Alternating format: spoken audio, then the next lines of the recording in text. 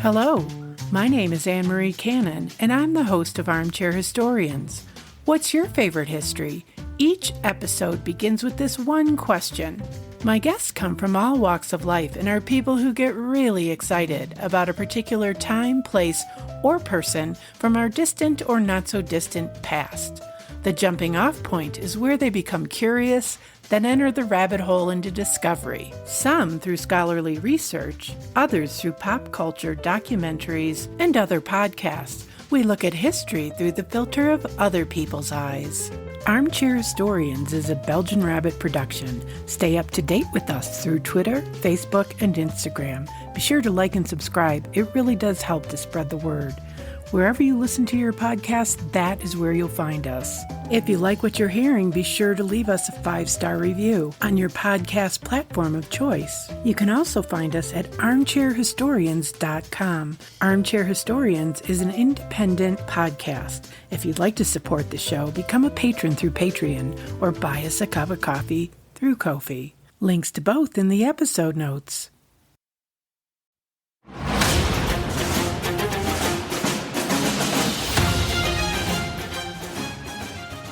Hello, fellow armchair historians, or in pirate speak, ahoy, mateys! Anne-Marie here. Today I share with you part 1 of our interview with Marcus Rediker and David Lester about their graphic novel, Under the Banner of King Death. Yup, that's right, we're going to be talking about pirates.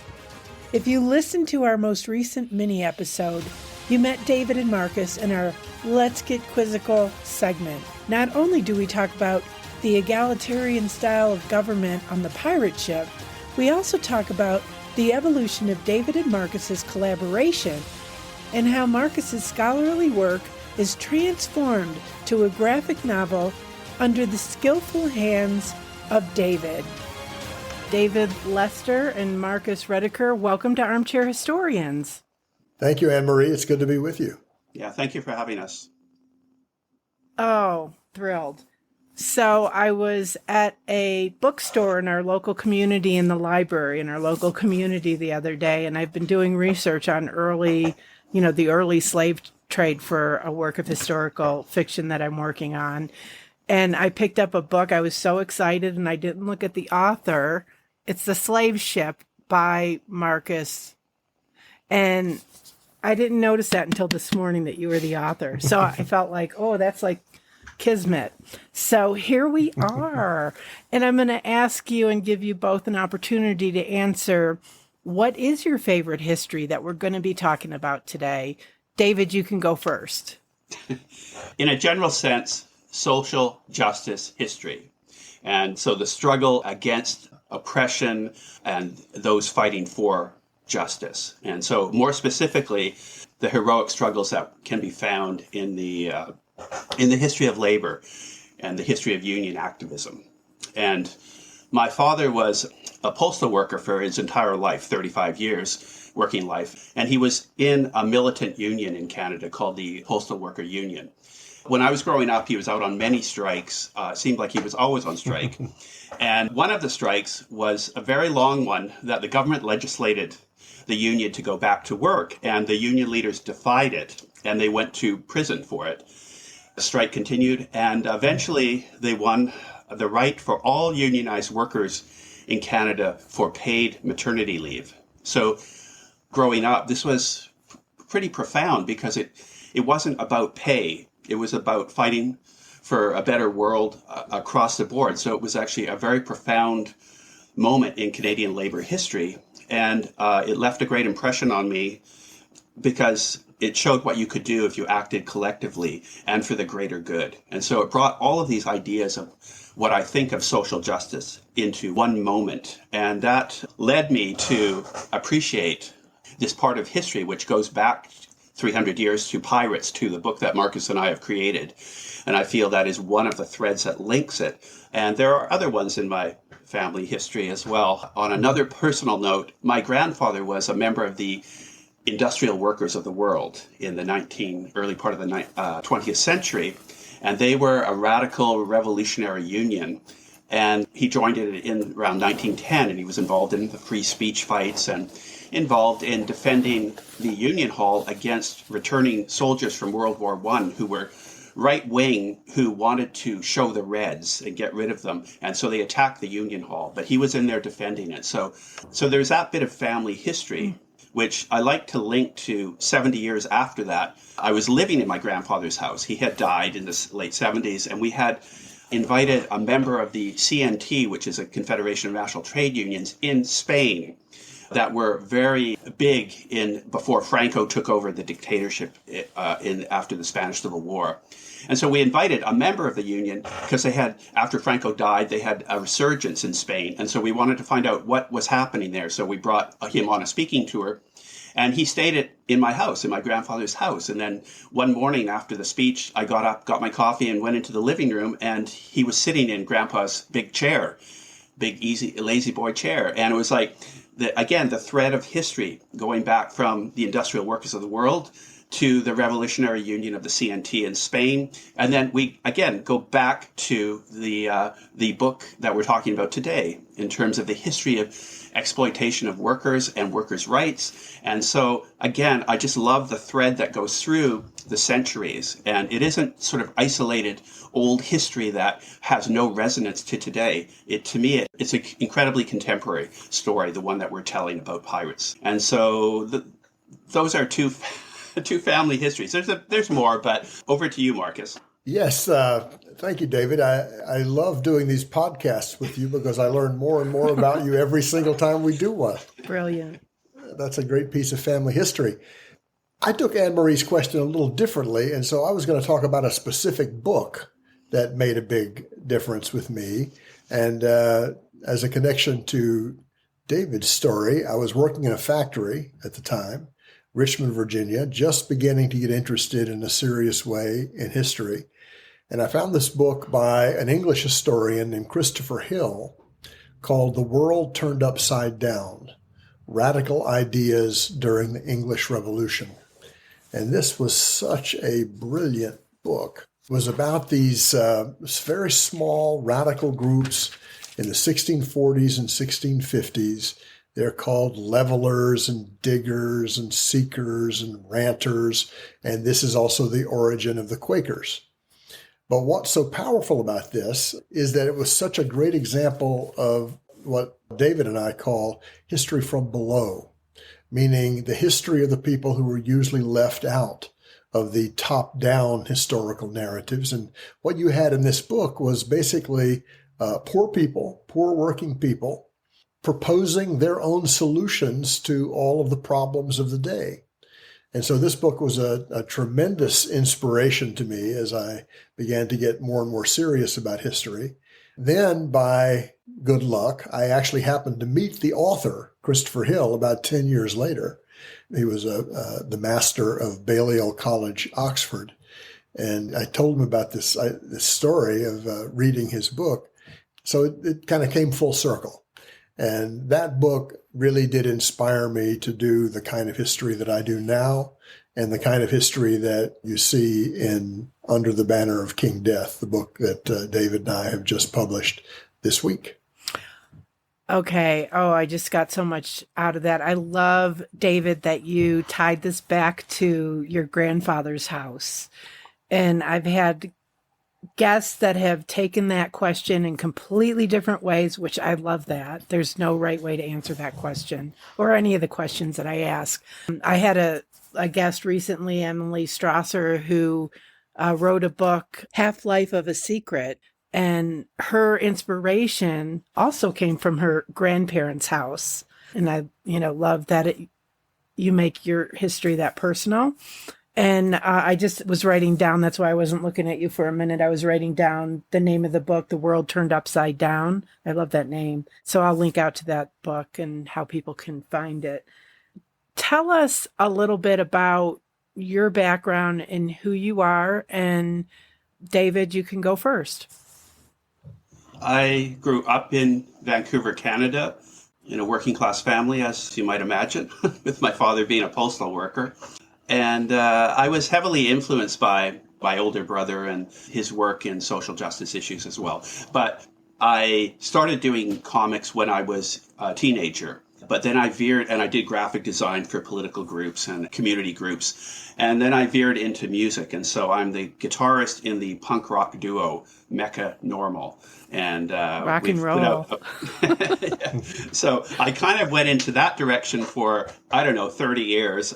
And we made 15 albums, and we're still active. But because of the pandemic and stuff, that things have cooled in that way. But we toured around the world, and we are noted for being an influence to the founders of the feminist social movement known as Riot Girl.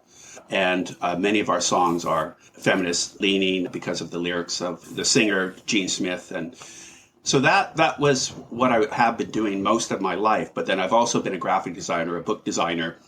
And so in recent years, probably in the last 12 years, I started making graphic novels. And the first one came out in 2011, and it was called The Listener, and it was about the rise of the Nazi Party and Hitler during the Weimar Republic and what led to his being named chancellor. So my book covers that period. And what I found so interesting about it was, of course, the idea that a dictatorship came about during an electoral democracy. And how did that happen?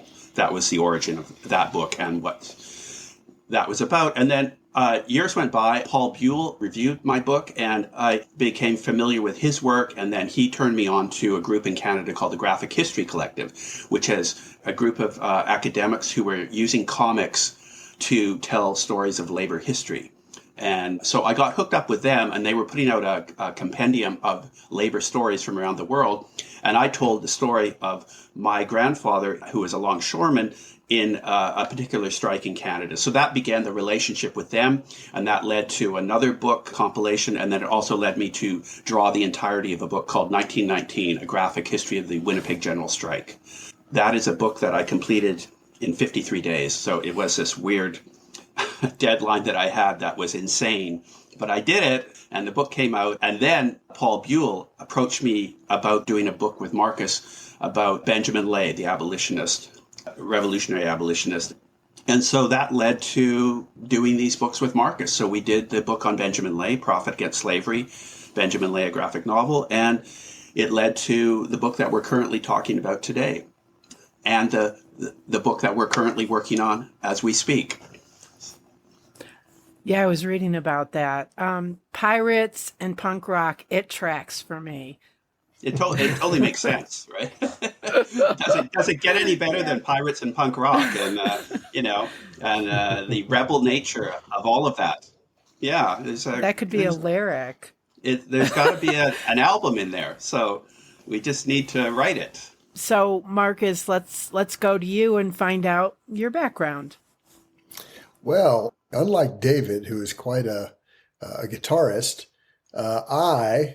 even though I grew up in Nashville, I can't even play the radio. So there's literally no musical skill on my part of this duo that we have. But you're a lyricist. You write lyrics. Well, look, David, I'm waiting for you to produce the theme song for Under the Banner of King Death, and I'm waiting for us to perform the song in the book. Ooh. For the first time. We actually wrote a song that is in the book. So anyway, you can see we've had a lot of fun. But like David, I've been much influenced by the movements, the social movements, the 60s and the 70s. Worked in a factory for several years. That was where my education really began. And I went into graduate study at the University of Pennsylvania with the specific intention of writing this history from below, because I felt like the history that we had, especially in the Cold War era, was just false, and it whitewashed so much of the past. It left out important actors, ordinary people, enslaved people, women. So that's the kind of history I wanted to do, and I've written, several books of that kind. In the past few years, I've gotten very interested in presenting history from below to the public in a variety of different forms. not just a scholarly book or even a book published by a trade press, but basically I made a documentary film. I've written a play with a distinguished playwright, Naomi Wallace, about Benjamin Lay, whom David mentioned. This play is going to open in London this coming June. It's called The Return of Benjamin Lay. When in June? June 13th, I think it is. I think I'm going to be there. I wonder if there's tickets available. Ooh. Not yet, but we'll make sure that you get one. Oh, that would be swell. Yeah. And then, of course, the graphic novel thing that we've been doing. And as David said, we've finished 2 of them. Both have been very well received. David and I are just on the same wavelength when it comes to this kind of work. And Paul Buell understood that in advance. He saw that we were both interested in history from below. David's work on the 1919 general strike was fascinating, really a great piece of work.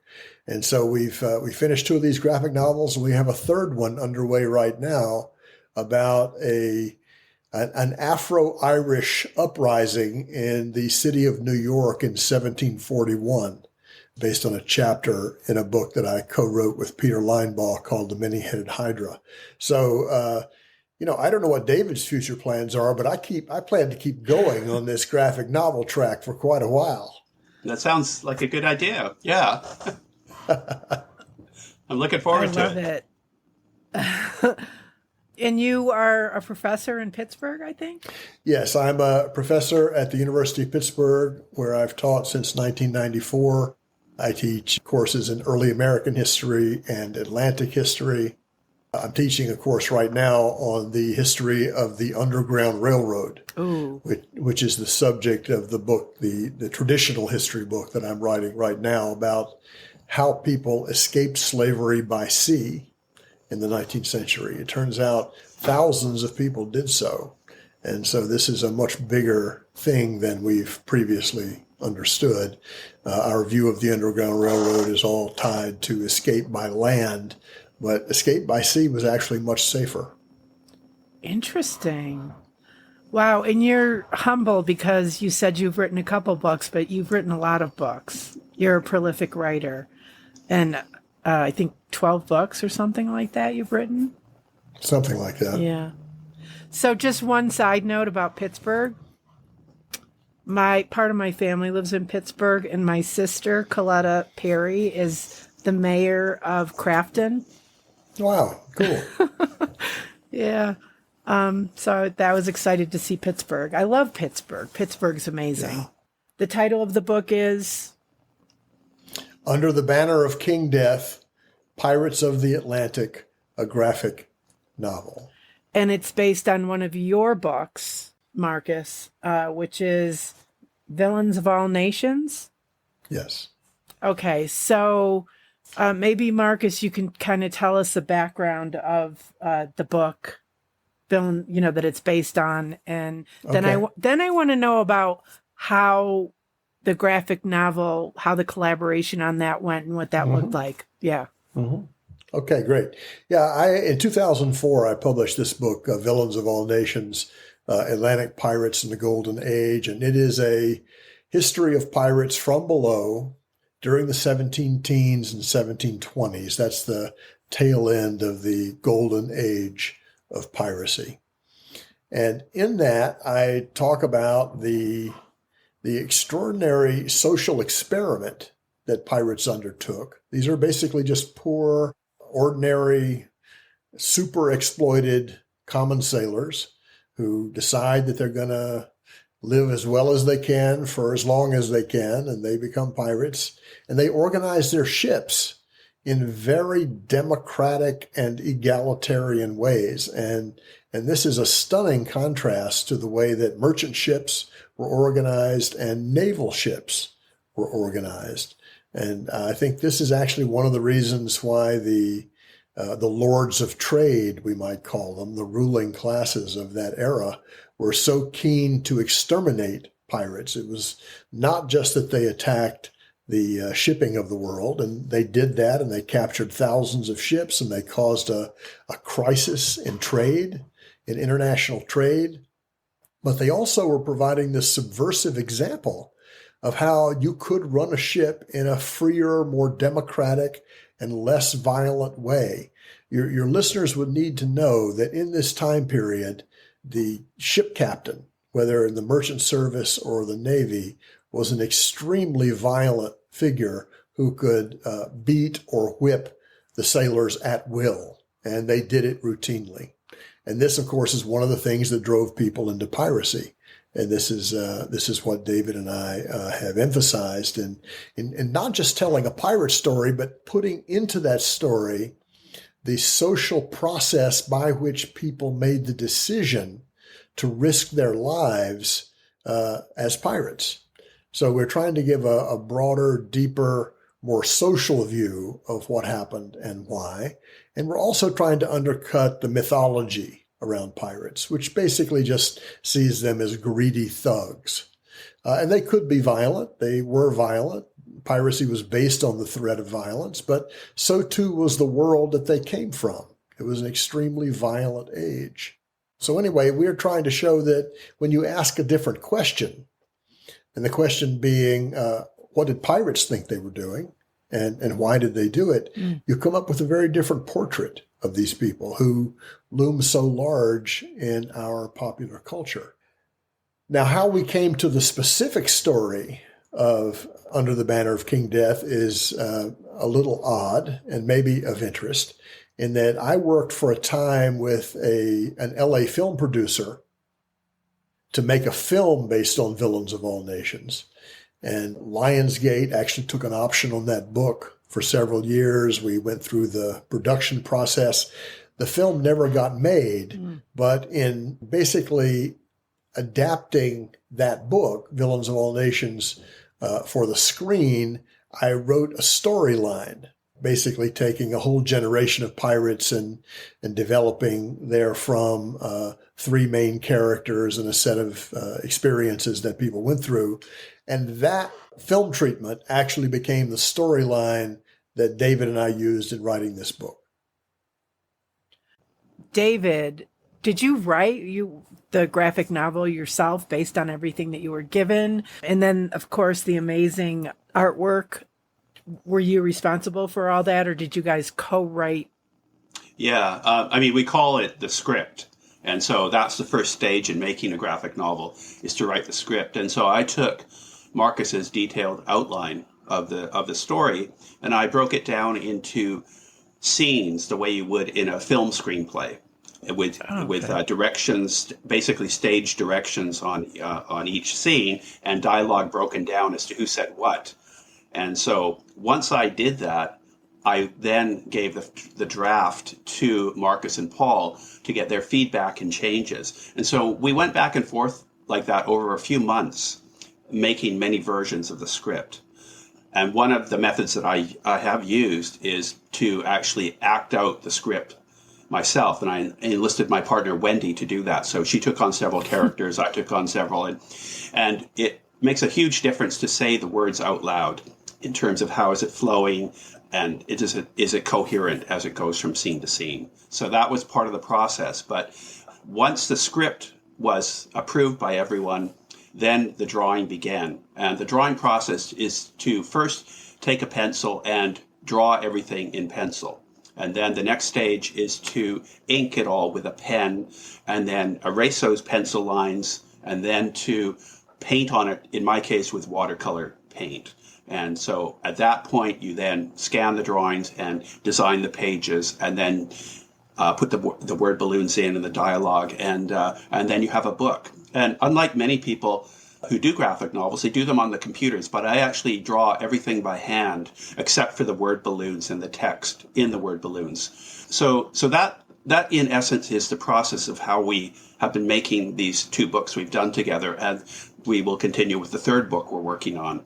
It's really interesting. There's also a lot of, I relied on Marcus's book, Villains of All Nations, to write the script, but I also had to do a certain amount of research myself in terms of when you're drawing something, you have to know what kind of clothes did people wear, what kind of hats, what kind of shoes, and also you have to know from the working class to the ruling class. And what kind of food did they eat? What kind of pipes did they smoke? How did they dance? How did they sing?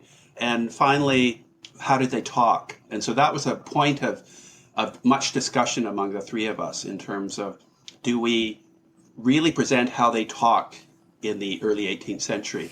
Or do we do a hybrid of that? And that's eventually what we decided, to give a flavor of the speech, because I think modern audiences, modern readers would perhaps have trouble with some of it if we were completely accurate in terms of how people did speak. And we're going to stop here for now, but there is so much more in this interview to share with you. So be sure to check in next week for part 2 of my interview with David Lester and Marcus Rediker, when we talk in more detail about the pirates and the inspiration for the book. But in the meantime, be sure to check out our episode notes to find out more about David, Marcus, and the graphic novel Under the Banner of King Death. Also, if you haven't done so already, be sure to like and subscribe to the podcast. It'll help other people find us, but most importantly, you'll never miss another episode. Thanks for joining us. Have a great week.